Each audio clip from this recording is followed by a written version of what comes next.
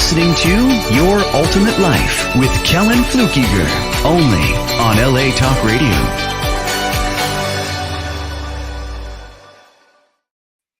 Hello, and welcome to the show today. Welcome to Your Ultimate Life.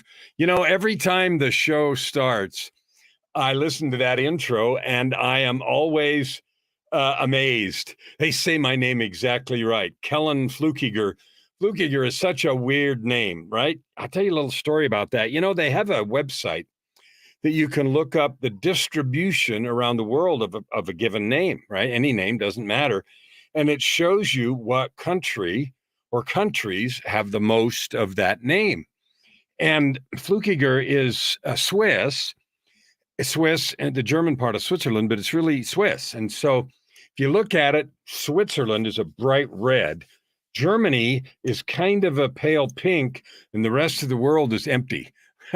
So there aren't very many, although I have heard that Fluckiger in some parts of Switzerland is as common as Smith. But you don't want to hear about my name. You might want to go look at that site, though. It's interesting. Today I want to, talk about creativity, and I use this background. I hope you're watching the video. If you're not, you need to go to Sam's site, LA Talk Radio site, and look at it later. But anyway, that's a picture of the recording studio and the mixing desk. And, you used to, back in the day, had those, 8-foot mixing boards. And I had one of those many years ago. Today, it's all on the computer screens, as you can see. And I've got four big computer screens back there next to each other and stacked on top of each other so that I can do the work there. And the reason I use that background is because we're talking about creativity. And that's, of course, music. I do music in the studio. I used to do a lot for other folks, and now it's all for me. And everything is in the box. They say in the box means in the computer. Back in the day, I had racks and racks of keyboards like you used to see in rock concerts in the 70s, right? Big racks of keyboards and all that stuff. I got a funny story about that. In the days when I had the studio in the 80s in Phoenix, there was a television program that was come to town, and it was one of those summer, in those days they had television shows that lasted from September. They'd debut the new stuff, and they'd end kind of in April or May or something. And then in summer, they'd have either reruns or these short television shows that only lasted, 8 or 10 weeks. And there was one of those in town filming called The Highwayman, and it starred some guy from Australia. I don't even know the story. I think it was The Highwayman. But anyway, they needed a scene, a rock concert scene. And so they hired me for $1,000 that day to take my studio apart. I didn't have to bring cables because it didn't have to be working, but all the gear, and then set it all up on this stage. And they had a, smoke machine and all the kind of stuff that they do.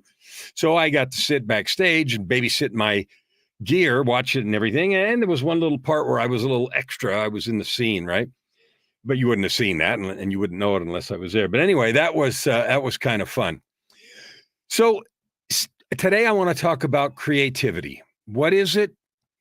How come I know for sure you have it? Why it matters, what to do with it, what blocks it, and what you can do about that. So when we think of creativity, the first thing is, when we think of the traditional things, but let's just start with a little bit of a definition. Creativity is really just seeing things in a new way.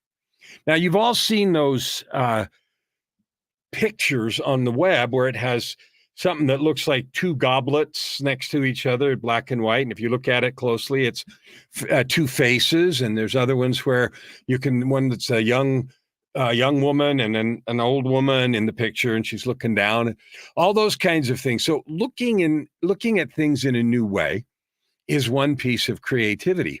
Now, we have another way to think about it, looking at things in a new way. Another way to think about it is taking something all apart and seeing how else it can be assembled. Now, you might be harking back to a time when you took apart the lawnmower or your toaster or something, and you couldn't put it back together. Yeah, that's appropriate too. But I was thinking more in terms of metaphorically a little bit, taking apart a problem and putting it back together in a new way, asking different questions. What else is possible? One of the things I do in my coaching practice is ask this question. because we tend to look at things through certain lenses. And I often hold these glasses up when I talk about our lenses. And I mean that in terms of how we see the world. Everything is the way we think it is because of our previous experience. Like you might look at this picture of the studio and I have no idea what you think. And the reason I don't is because I don't know what else you've seen or know about so that this picture and the pieces in it mean anything to you. And so one way to think about this is just ask this question: given what is, what do I wish to create? Now, we spend a lot of time often upset about what is, frustrated that so-and-so did this, or that the weather is like this, or that this or that speech got made, or that so-and-so got elected, or whatever. And the real question is, given what is, right? What am I going to do? What is my opportunity to create? Now, one thing we've all done is just sit around and bitch about something. Something is the way it is. And instead of asking what we can create or what there is to do, we just complain about it. Now, I'm not going to tell you shouldn't complain. You're free to complain. But it's not very productive because the externalities around us, we can't really control much. There's not a lot we can do about those externalities. Now, we can affect them in small ways. If you're talking about an election, you can vote, or something in your city, you can go do whatever. And if there's a hole in your wall, you can fix it. Or if your roof's leaking, you can fix it. But the real question is, given what is, what do I wish to create? And this is where creativity plays such a role. Because if we only default to everything we all know, we already know, then we're going to get exactly the same kind of results we always got. And it's not going to amount to much. Sorry for the interruption. I got a message from a client. It looked like it might be urgent. But anyway, here's the thing I want you to think about. Creativity is seeing things in a new way. It's taking it apart and putting it together again differently to see what else you can create. It's asking the question, what is possible here? I get lessons in that all the time here because our Ukrainian granddaughter, her mom and her live here with us because of the war and have for almost 2 years. It's exciting. They've been here since June, 2 years ago. But anyway, her creativity is endless.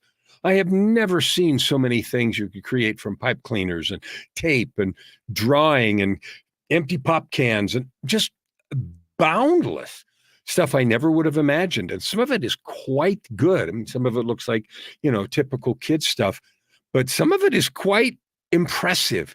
And I think to myself, what goes on in the mind to allow you to do that? Well, we're going to talk about cultivating creativity. Another way to think about creativity is on purpose to ignore conventions, ignore limitations. And I'm not suggesting doing anything dangerous or stupid, but just ignoring your lenses. Your lenses might say, well, do this or do that. And if you intentionally say, well, I'm just going to leave everything uninterpreted here. I'm not going to go to my default meaning. So you get an email and it says, I want to talk to you. Now, you might immediately say, oh, dear, something's wrong. Or you might immediately say, ooh, here's an opportunity. I wonder what's coming. That depends on how you look at the header. Okay, so I'm going to give you an assignment, and there's several assignments today in this episode. And the reason there are is I want first to understand that you're wildly creative. I can't tell you, because I don't know the number, how many people have told me, well, I'm not creative, or I'm not creative at all, or yeah, I don't think I can, all kinds of excuses about that. That is simply not true. You may not have exercised it. You may not want to be embarrassed. You may have a bunch of reasons why you don't want to claim it, but you are wildly creative, insanely wildly creative. Second thing is you are wildly gifted. You may or may not know what those gifts are right now, and you may or may not have used them. But instead of arguing with me and thinking, hey, he's full of crap, why don't you say, hey, what if I am really, really gifted? What if I am really, really creative? What can I do with that? So here is your first assignment, first of many today. And that is take a period of time, at least a half a day, And every single thing that you look at, ask yourself this question: how else could I see this? How else can I interpret this thing? What else is possible here? Now, I'll give you an example. I was in BNI a number of years ago, and I joined. BNI is a networking group, Business Networking International, and they have rules, and the rules are only one person in a given category can belong to a chapter. Now, a city like Edmonton, Alberta, where I live now, has many, many chapters. I can't remember, 50 or 60 chapters, and they're all over the place. But in one chapter, and a chapter might be 20 to 40 people, you can only have one financial planner or one residential real estate person or one fitness person. And the reason is because the purpose of the chapter is to, promote business and so forth. So they don't want a bunch of competitors. And if you already go to a chapter and there's somebody there, you got to go somewhere else. So creativity is important in how you present yourself. I went to this BNI chapter, and they didn't have either a business coach or a life coach. And so I got the opportunity to pick which one I wanted and to create, a blend so I could use all the things that I knew and help people improve their lives. Now, a little while later, somebody came and they wanted to join, and they were a sales trainer. Now, one way I could look at that is, competition, because as a business coach, I work with sales organizations and I help people improve their sales. Instead, what I decided to do is I talked to him, and we decided that was fine, and he was going to do that, and I was going to do business coaching, including and refer people to him, and I did. I took his sales training. He joined one of my group coaching programs, and we both learned a lot because we chose to look at it a different way. Another thing that happened in that same chapter was there was a business coach that was in it, and they were leaving. And so I wanted to meet him, and he was going to be out of the province for some months. And so we set up a meeting to have a conversation.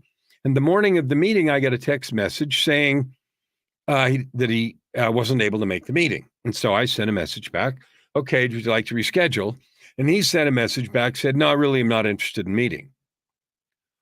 Okay, now that's what is. Given what is, I'm not interested in meeting. What do I want to create?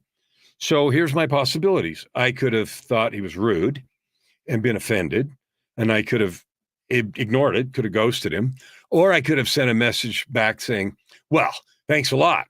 I hope you have a crappy time wherever you're going. But I thought, what do I wish to create? Well, I knew what I wished to create. I wish to create opportunity. I wish to create good feelings. I really wanted that to happen because I didn't know where it would lead. So I sent back a different message. I created the future by choosing the message. And I simply said, I understand. That's fantastic. I hope you have a great success in the other province where you're going. And I listed it, so forth. And then I said, perhaps we can meet another time. And I left it completely positive because that's what I wanted to create. So that is another way to think about creativity. Now, I want to talk about some examples of creativity to get you started and to set up the next assignment. Your first assignment is to take at least half a day and ask yourself, in every situation, how else can I think about this? How else can I see that? That's especially important if you're feeling a problem, like something's a struggle. Oh, that's not what I wanted. Catch that. As soon as you have that feeling, just ask yourself, what else can I see here? What else is possible? Okay? All right. The second thing is we all know the traditional kinds of creativity. We think of art, for example. I have a client who's a fabulous artist, world-class, unbelievable. He does incredible paintings. Not only does he do portraits and pictures of other things, but he does big paintings that capture someone's life and set of accomplishments. And it's just amazing. And he's incredible. So I have an artist that's a client. That's a traditional thing. Music is a creative thing. Now, I'm a musician, right? Here's a recording studio. I've done hundreds of songs in there, and Back in the day when I had bands come over, I only do stuff for myself now because I want to, but I had a big recording room and microphones and the whole 9 yards. And so I was creative there. I was a recording engineer. I was an arranger. I helped people with arrangements and all the kinds of things that were associated with producing their songs. Okay, another traditional thing is dance. My wife Joy was a dancer. She was in Ukrainian dance troops, a couple of different ones here in Edmonton because there's a large Ukrainian population. So she was very talented in that. I met a sculptor the other day who had done a lot of stuff for redesigning of homes and did a lot of sculpture there. Drama, speaking, and on and on and on. There's more. And there's more of those. But those are the traditional kind of creative things. And sometimes when people say, and maybe you said, well, I'm not creative, maybe that's what you're thinking. I don't have one of those obvious talents that you can point to and say, that's creativity. Well, I'm going to expand your thought. Okay? I'm going to expand your thought about that. One of the ways that my wife is creative is she loves to do upcycling. So she'll take old clothing and take it apart and resew it together and make something different out of it. And she does a really nice job.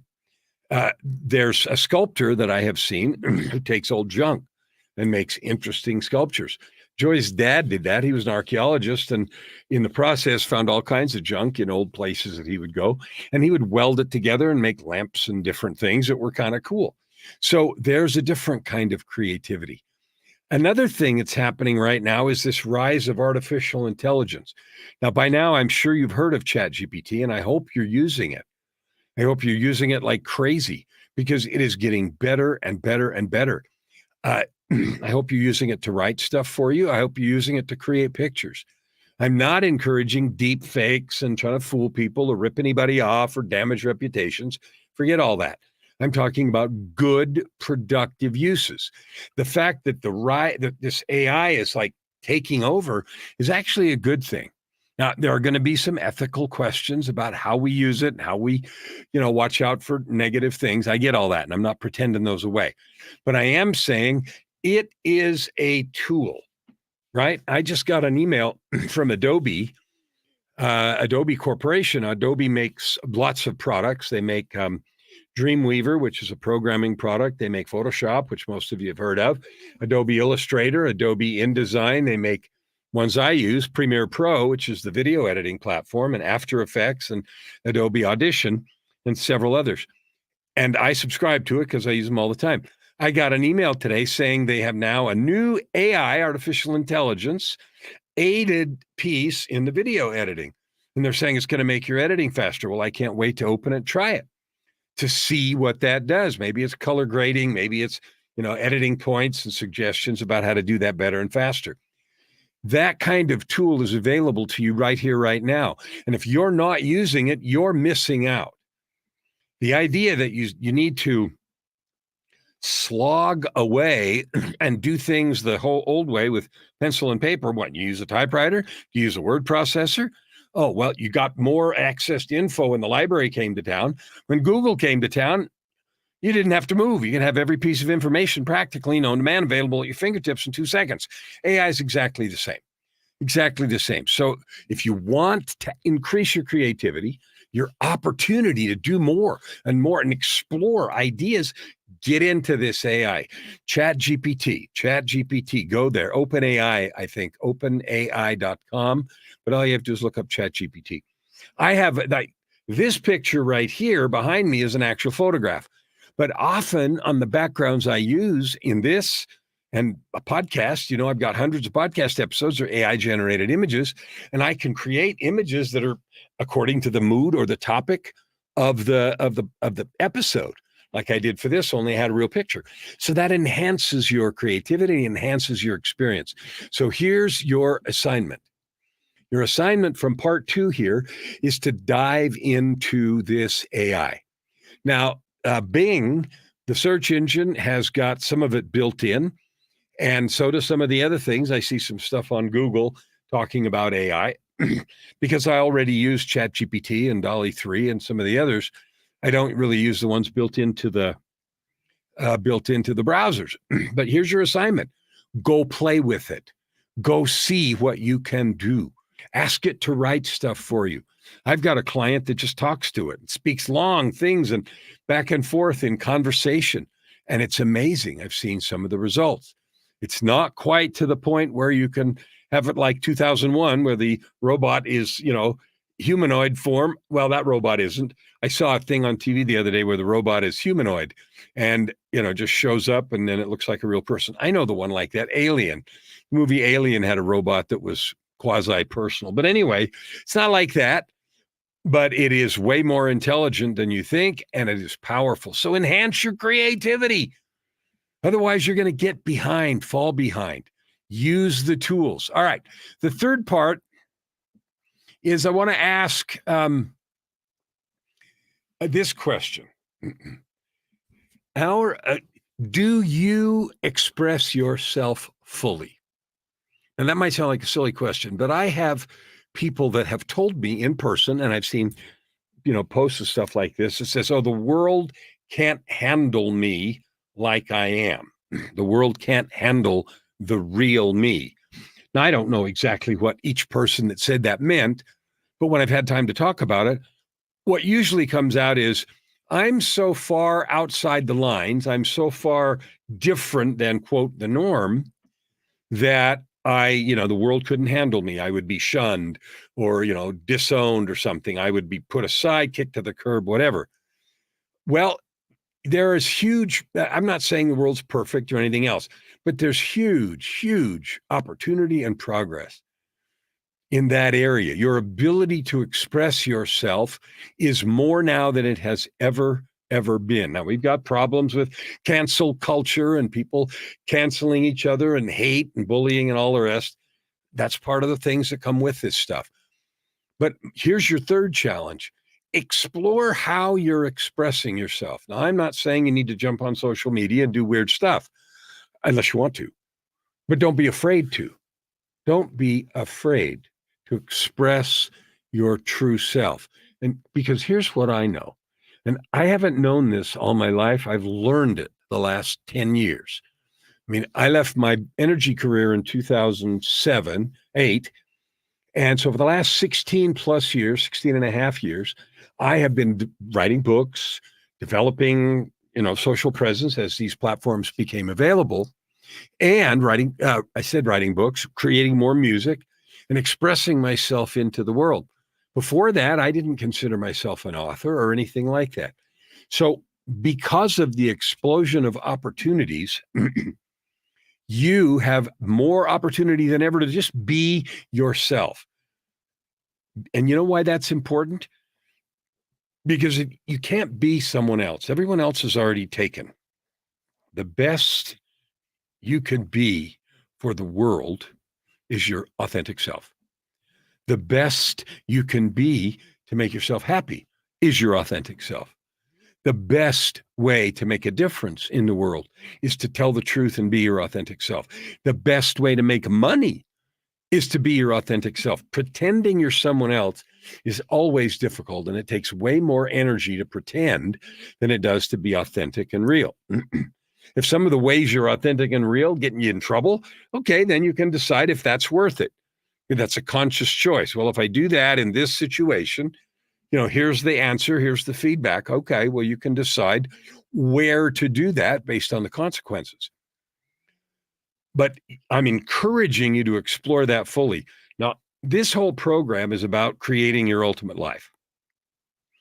I have a definition for that, and you've heard it a bunch of times. It's a life of purpose, prosperity, and joy. I can't tell you how many times I've heard people say, well, I can't get paid for what I like to do. I could never make a living doing what I like. I'm just calling that out right now. That's just flat not true. Anything that is your passion that you really love to do, there's an audience. There's a need. There's somebody that will watch it, that will buy it, and that will pay you for it. Period. The only question is, are you willing to create it? Are you willing to share it and figure out how to market it so you can get paid? Because just because you create it doesn't market it by itself, right? If I build a cool thing and put it over there on the desk, I'm not going to get rich. I've got to market it. The good news, it's easier to do that today than it has ever been since the dawn of history because of the internet. You can reach anywhere in the world, and so our ability to reach, I mean, when I ran the recording studio that I talked about earlier, my reach was limited to the Phoenix area. That's all I could do. I could put ads in the Yellow Pages, which I did. I put ads in the newspaper. I did in the artist newspaper called the New Times. And that was how, and then word of mouth. And I did studio work or session work in other studios, but I was limited. That's it. Today, I can advertise. I don't do studio work. I mean, I do for myself, but I don't sell that studio work anymore because I don't want to. But even if I wanted to, I could do session work everywhere in the world. Why? The internet.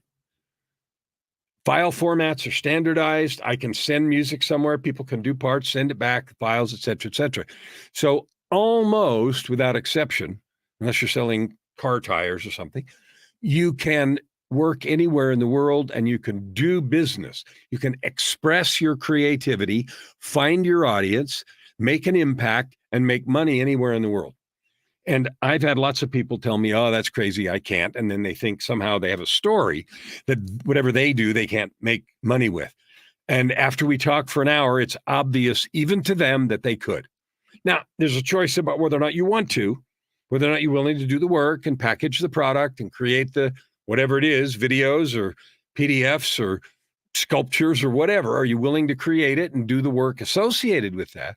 But there's no limitation on your creativity. And so saying, I can't because X is nonsense. It's an excuse. It's bullshit, I call it. All right.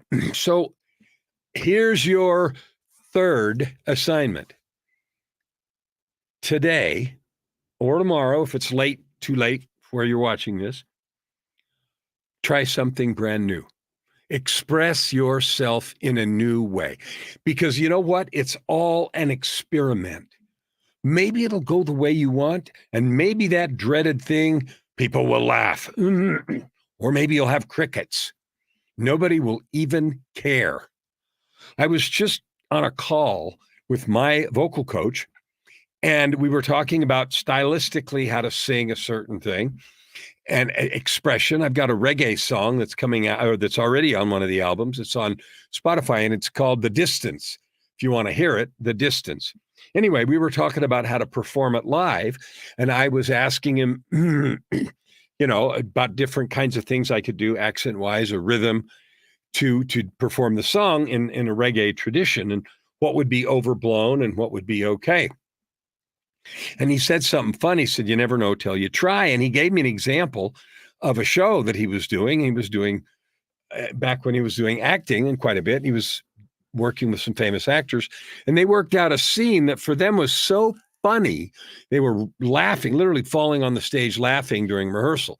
And they thought it would be great. And so they put it in the show and did it, and it fell completely flat. Nothing, crickets, empty, blah, terrible. Oh no, hide your face, crawl under the chair. So what? So they just didn't do it again. End of story. Nobody died. Nobody melted, like the Wicked Witch of the West in The Wizard of Oz. It doesn't happen. Everything is a test and an experiment. So this is encouragement. And the assignment from this section is to go intentionally express yourself, your creativity, ideas, however wacky, in a new way. Go do that. Now, what I'd really like is I'd like for these 3 assignments for you to come back and report. Like wherever you've watched this, if you've seen it on my Facebook page, report there. If you've seen it on my YouTube channel, report there. If you see it on LA Talk Radio, connect with me on one of the socials. Tell me what your experiment was. Okay? So the first one was to think about some experience in a new way and see what else you can discover. The second one is to get busy with these artificial intelligence tools and see what you can create. And the third one is to go try expressing yourself in a new way. All right, so those 3 assignments are there. Now we're going to talk about another piece, which is what is it that blocks our creativity? What is it that creates the stories in us that we're not? I can't do that. I'm no good at whatever, fill in the blank, right? So I have written down some of the things that I know for me has been a block for creativity and for some of the clients that I've had. Number one, self-doubt. That very story, I can't do that. How do you know? And even if you've tried it before and failed, how do you know you can't learn? How do you know you can't be amazing? How do you know that? It's a story, and that's all it is. So I want you to keep in mind, I don't use the word story pejoratively, but it is just a belief that you have, a story that you have that says you can't. And we all know the story of the elephant, the circus elephant, and the chain. When a circus elephant's young, they're chained to a stake, and no matter how hard they pull, it can't come out, and so they can't go beyond that. Okay. And then when they're full grown, the chain is there, but it's symbolic because something as big as a full grown elephant could rip it out. But because they're trained, that's as far as they can go. They don't try. They did that with a dog too. The dog was in a maze, and there was a plexiglass barrier, and there was food behind it. And the dog could smell it and see it and kept trying to get it and bashing into the barrier over and over and over and over and over again. Pretty soon realized it couldn't have the food. They removed the barrier, and the dog wouldn't eat the food because it believed that it couldn't have the food. So how many of those stories are going on in your heart? Where is self-doubt getting in your way? There's another piece that blocks failure, and that's fear in one of many forms. One is fear of failure. I'm going to stand up to give this talk and look like an idiot. I'm going to try out for that part, and I'm going to look wooden and stupid, and everybody's going to throw things at me. I'm going to embarrass myself in front of the world. I'm going to go give that talk and forget my lines or forget what I want to say and look like a complete idiot. And so that fear keeps us from trying. You know what else it keeps us from? It keeps us from being all that we can. It keeps us from making the contribution in the world we could. It keeps you from making as much money as you could. More money is on the other side of risk. Now, I'm not saying go gamble or invest it all in Bitcoin, but I am saying to some degree, and sometimes to a high degree, risk tolerance is necessary for your full development. What I know is that often I have to go right to the edge of the light, to the edge of what I know, and then take a few steps in the dark before ideas come, before a path, a way forward is illuminated. Oh, wow, I could do that. That happens all the time. But when you're afraid, oh, the minute I go in there, I'm going to stub my toe, I'm going to fall on my face, then guess what? We hold back. Now, I have a funny thing, an acronym that I use called WITOT, WITOT. And it's another reason we're scared. It's another thing that holds us back from being our true selves, from expressing ourselves fully, from exercising our creativity, from creating. And WITOT stands for what I think others think. In other words, the terror of what we believe somebody's thinking. Now, that's funny in about three different ways. The first way is you actually have no idea what anyone's thinking. And so what I think others think is all made up anyway. We tend to assume the worst. We tend to figure, well, they're going to think I suck or I'm stupid or I don't know what I'm doing. I'm sure they're thinking that. Well, you don't actually know what anyone's thinking. So that's the first way that's silly. The second one is what others are thinking is actually none of your business. And that might sound harsh, and people might express their feelings, boo, hiss, throw tomatoes, or some softer expression of, ridicule or disapproval. But it doesn't matter because someone not liking what I do or what you do, they're free to do that. I promise you, if you write a book, there's going to be people that don't like it. If you put a video up on Facebook, people are not going to like it. There's going to be some. But there's going to be some that resonate with it, that feel like it's good, that it touches them, that expresses something that they're familiar with. But they'll never have that opportunity if you live in WITOT, what I think others think, and you assume it's going to be bad, so you don't try. Creativity is destroyed when you live in fear. Here's what else I know. Kellan, I want to see your creation. I want to see your ideas. I want to see your writing. I want to see your videos. I want to see anything you do because I love people. I love your creation. I had a chance to meet a lady this afternoon. I'd never met her before. And we connected through a group that we belong to. And, she was given to me as a contact. So she reached out and said, hey, let's talk. And so I gave her a schedule link. I have a scheduling program because I'm a coach and people need to make appointments. And she used it, and we booked a half hour this afternoon. It's 2-3 hours ago.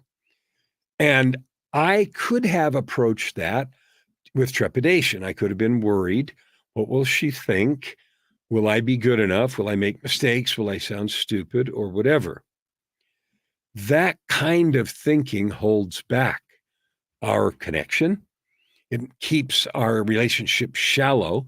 It blocks our creativity because one of the purposes of the meeting was to see how we could help each other. Like the purpose of this group is to facilitate each of us in the group, to facilitate the growth and success of other members of the group. It's not for me to sell, it's for me to see how I can help others. And when everybody does that, everybody gets good stuff. So my feeling like, what if I look stupid? What if I don't sound good? What if this? What if that? Would have gotten in the way of all that. So I completely threw caution to the wind. I asked a whole bunch of questions about her and her work and her business. She asked a whole bunch of questions about me and what I need and, everything else. And she's been in this group a couple of years longer than me.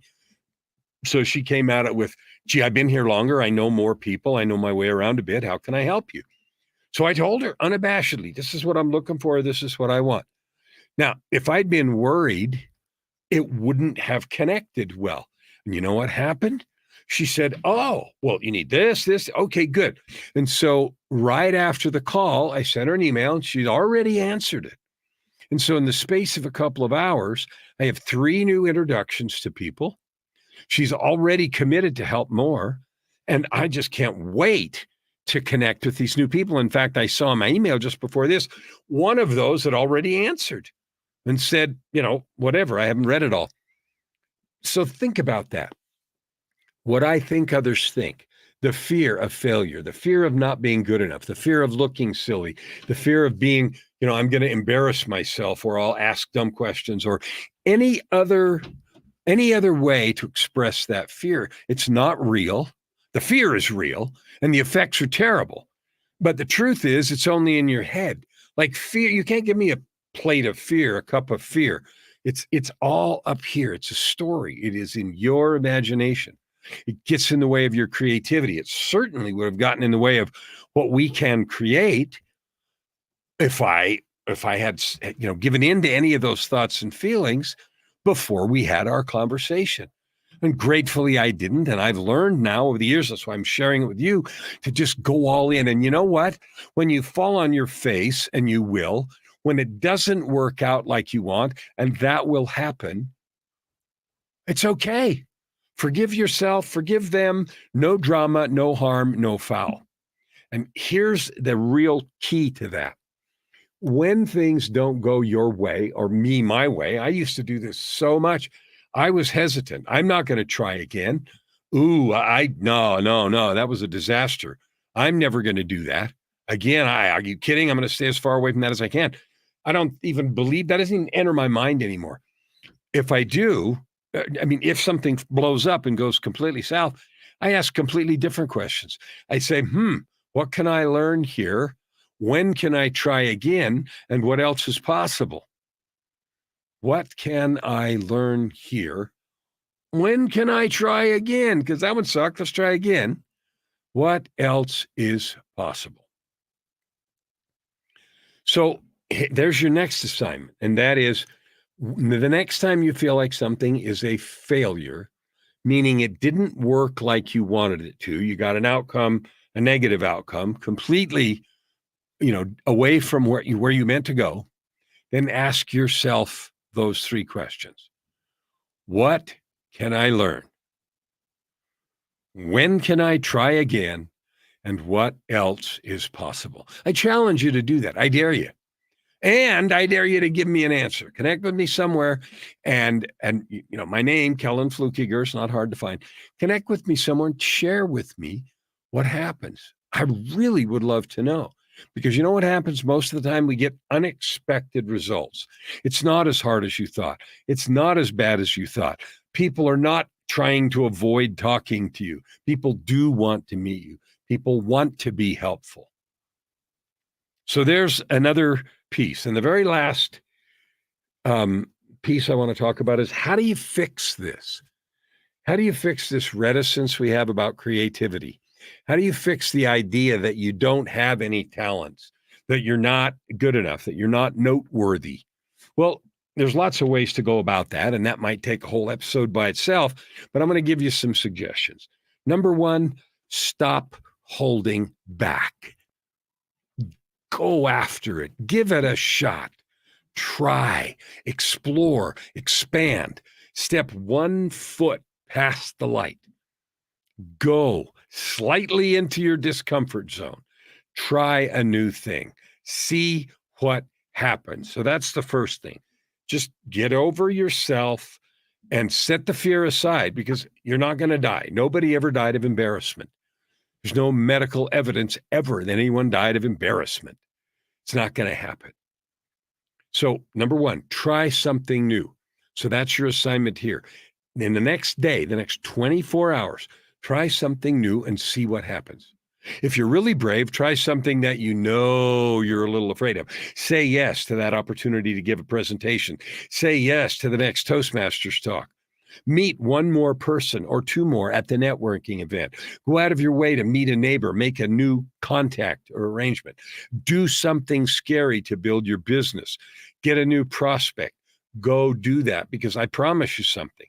If you make that effort, you'll be rewarded. Not every time, and things won't always go like you want, but you'll realize you're not going to die, and it's not that bad. I promise you that. So to summarize, here's what I want you to think. Take away from this episode on creativity. You are creative. You're wildly creative. You're amazingly creative, and you have gifts and talents. And if you don't think so, I invite you to take this challenge. Sit down and just make a list of things that you know you can do, things that you do differently than others. Maybe you cook a certain dish different. Maybe you decorate your house a different way. Maybe you love reading certain kinds of books, and then you have conversations that other people can't have because you're so up to speed. Maybe you follow a particular branch of news. Then talk about it. Have the courage, create the courage, even in a small way, to start to develop your creativity. So number one, have the courage to go try something new.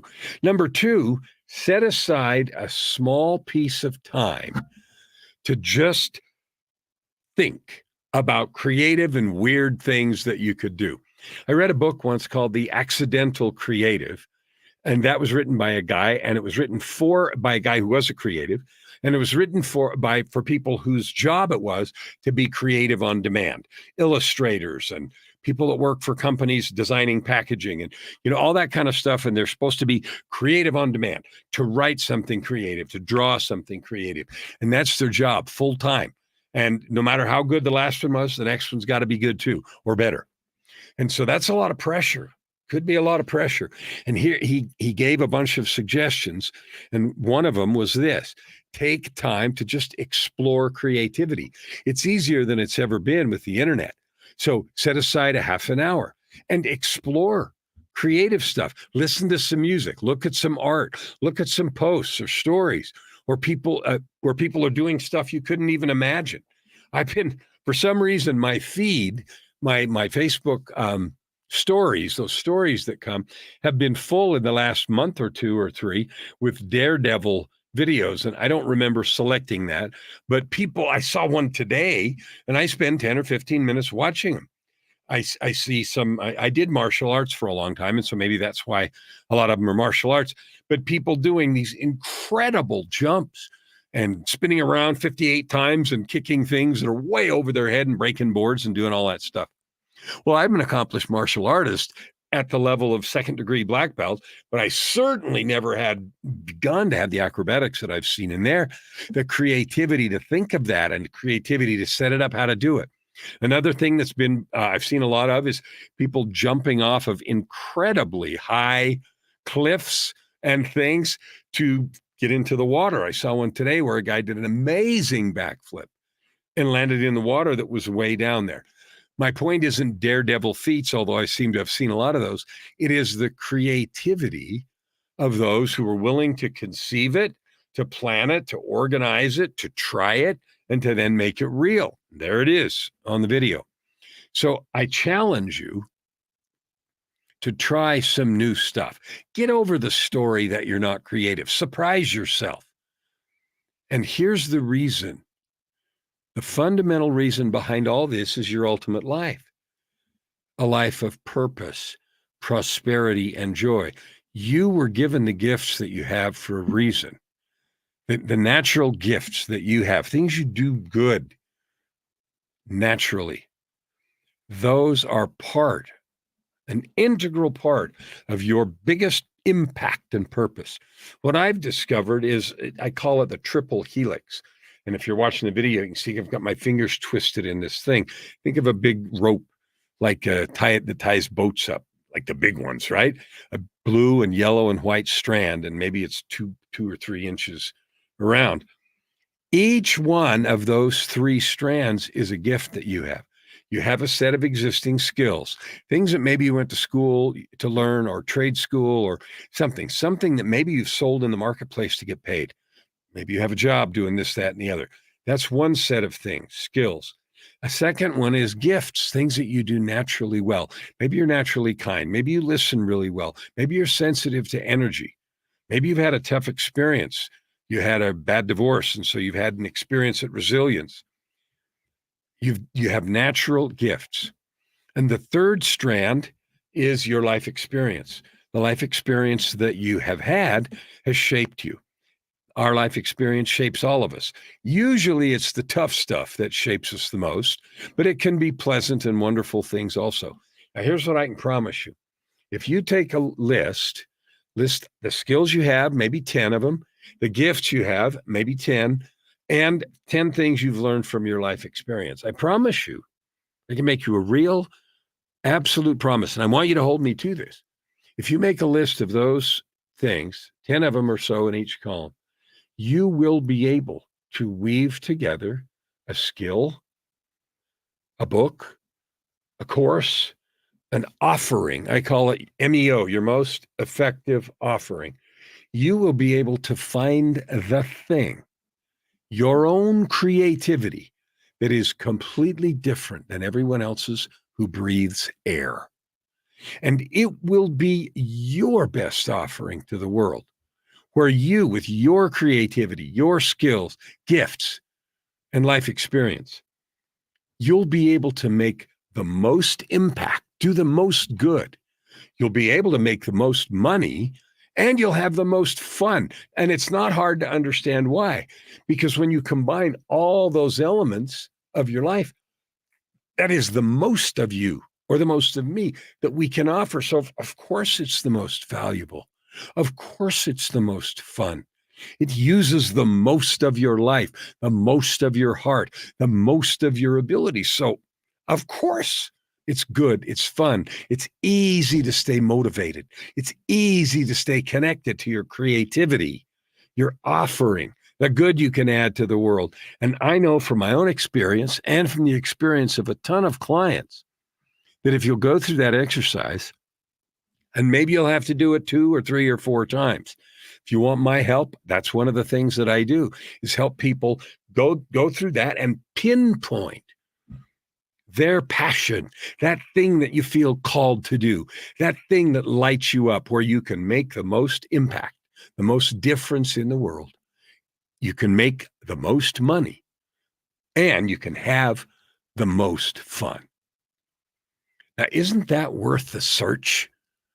I mean, you're free to stay living, stuck where you're at, Or maybe you're one of those people that's living your ultimate life right now. If you're that, I want to talk to you. I love having you on the show, on this one, or the podcast. But 99% of people that I talk to don't say that. Are you living your ultimate life? Do you love your life every day? Yeah, not so much. So if you want a life that's full of joy, purpose, prosperity, explore your creativity, weave that gift, be your authentic self, quit hiding. Don't be infected with witot, what I think others think. Express yourself freely, fully. I can't wait to see who you are as you create your ultimate life.